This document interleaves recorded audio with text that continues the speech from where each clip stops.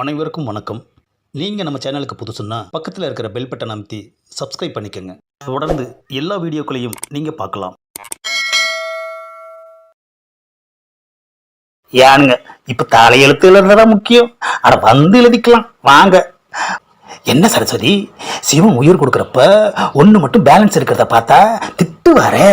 அதுக்குள்ள நாம வந்துடலாங்க. போய் ட்ரெஸ் சேஞ்ச் பண்ணிட்டு வாங்க. ஹவுஸ்ஃபுல் ஆகிட போகுது. என்னது ஹவுஸ்ஃபுல்லா? அட ஆமாங்க, டிக்கெட் தேர்ந்து போயிட்டா ஹவுஸ்ஃபுல்லுன்னு தான் சொல்லுவாங்களாம். ஒரு வழியா தியேட்டருக்கு வந்தாச்சு. என்னது டிக்கெட் தேர்ந்துருச்சுன்னு ஹவுஸ்ஃபுல்னு போட்டிருக்காங்க. ஏன் சரசு இப்ப என்ன பண்றது? அட டிக்கெட் தேர்ந்து போச்சுன்னா பிளாக்ல எடுத்து போங்கன்னு சொல்லி நாரதர் சொல்லி இருக்கிறாருங்க. ஆஹா, நாரதர் ஒன்னு விடாம சொல்லி இருக்கிறாயா? இன்னும் என்னென்ன சொல்லியிருக்கான்னு போ தெரியும். அட நாரதர் இந்த தியேட்டர் இவ்வளவு வருஷம் சொல்லவே இல்லையே. எம்புட்டு வரையா theatre? Ticket ticket ticket 200 ticket 500 ரூபா. அங்க பாருங்க, பிளாக்ல ஒருத்தன் டிக்கெட் வித்துக்கிட்டு இருக்கிறான். ஏங்கன்னு டிக்கெட்டு என்ன ரேட்டு? ஒரு டிக்கெட்டு 500 ரூபா.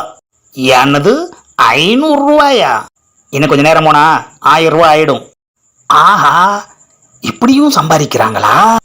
அட எப்படி சம்பாதிச்சா நமக்கு என்ன? நமக்கு தேவை டிக்கெட்டு. பாத்தியா சரசு, இவங்கிட்ட நாம பிளாக் டிக்கெட் வாங்கணும்னு தலையெழுத்து.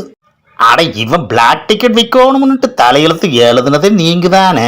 வரம் கொடுத்த சிவன் தலையிலேயே கைய வைக்கலையா? அது மாதிரி தானுங்க இதுவும். நாம என்ன பண்றோமோ அது நமக்கும் வருங்க. சரசு, நீ சொல்றதும் கரெக்டு தான். டிக்கெட்டை வாங்கு. பாத்தியா சரசு, சினிமான்னு ஒன்று கண்டுபிடிச்சு அதை போடுறதுக்கு தியேட்டர்னு ஒன்று கண்டுபிடிச்சிருக்காங்க. அப்பாடா, உள்ள வந்தாச்சு. ஆஹா, என்ன கூட்டம் என்ன கூட்டம். தேவலோகத்தில் தேவர்கள் கூட இவ்வளோ பேர் இல்லையே ஐயா. ஒரு தியேட்டருக்குள்ள இவ்வளோ ஆளுங்களா? ஆமா, என்னது இவ்வளோ பெரிய வெள்ளை துணியை கட்டியிருக்காங்க? அட அதுக்கு பேர்றாங்க ஸ்கிரீனு. அதுல தான் படம் காட்டுவாங்க. ஆமா, ஏன் இந்த ஸ்கிரீனு இவ்வளோ அழுக்கா இருக்கு? அட எனக்கு என்னங்க தெரியும். ஒருவேளை சோப்பு விளம்பரமே போட்டிருக்க மாட்டாங்க போல இருக்கு. கரெக்டா சொன்ன சரசு. இங்கே பாருங்க, படம் ஆரம்பிச்சாச்சு. ஒழுங்கா படத்தை பாருங்க. நோயின்னு இருக்கக்கூடாது, புரிஞ்சுதா? என்ன சரசு, சின்ன சின்ன படமா போட்டுக்கிட்டு இருக்கிறாங்க. ஐயோ, அது படம் இல்லைங்க, விளம்பரம். ஆஹா, என்ன வேலை காட்டுறாங்க பாரு. இங்கே பாருங்க, இப்போ போட்டிருக்குல்ல, இதுதான் படம். என்ன சரசு, படம்னு சொன்ன ஒரே எழுத்தா ஓடிக்கிட்டு இருக்கு. அட யார் என்னென்ன பண்ணியிருக்காங்கன்றத சொல்ல வேணாமா? அதான் சொல்லிக்கிட்டு இருக்காங்க. அப்பாடா, ஒரு வழியா எழுத்து முடிஞ்சிருச்சு. பார்த்தீங்களா, இவர் தான் இந்த படத்தோட ஹீரோ. என்னது ஹீரோவா? அப்படின்னா அட இவர் தாங்க இந்த படத்தில் ரொம்ப ரொம்ப முக்கியமானவர். ஆமாம், இவரோட பேர் என்ன? அட என்னமாம நீங்க பேரை சொல்லி வம்புல மாட்டிக்கிறதுக்கா? இவரு ரொம்ப வருஷமா சினிமாவில் இருக்காராம். ஆஹா, மேலோகத்தை விட பயங்கர கலர்ஃபுல்லாக இருக்குது ஐயா இந்த சினிமா. சரசு, எனக்கு இதை பார்க்கையில ரொம்ப வியப்பாக இருக்கு. ஆஹா, அழகான ஒரு பெண் வருகிறாளே, யார் இவள்? சரசுவிடம் கேட்போம். ஏன் சரசு, அந்த பொண்ணு யாரு? அட அதுதாங்க ஹீரோயின். என்னது ஹீரோயினா? நான் அவளை பொண்ணா தானே படைச்சேன். அந்த ஹீரோயிங்கிற பேரு அவளுக்கு எப்படி வந்துச்சு?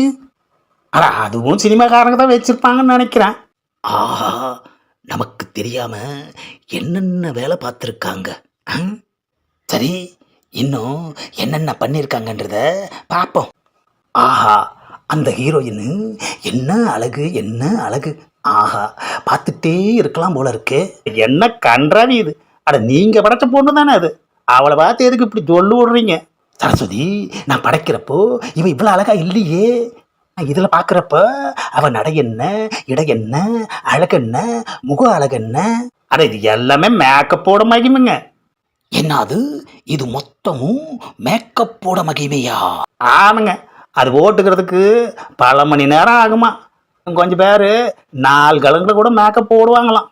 என்னது 4 கணக்கில் மேக்கப் போடுவாங்களா?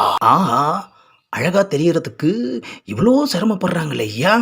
அட இந்த மேக்கப்பெல்லாம் லோக்கலில் இருக்கிற மேக்கப் மேட் போட முடியாதான், வெளிநாட்டில் இருந்து கூட்டிகிட்டு வருவாங்களாம். ஆஹா, நாம் தலையெழுத்தை தான் எழுதுகிறோம். ஆனால் இந்த சினிமாக்காரங்க அந்த தலையெழுத்தையே மாற்றி மேக்கப்புன்னு ஒன்று படைச்சிருக்காங்களே ஐயா. இனிமே பெண்களை படைக்கிறப்ப எல்லாரையும் மேக்கப்போடைய சேர்த்து படைச்சிடுறேன், சிரமம் இல்லாமல் போகட்டும். அட தோணுன்னு பேசாம படத்தை பாருங்களேன்.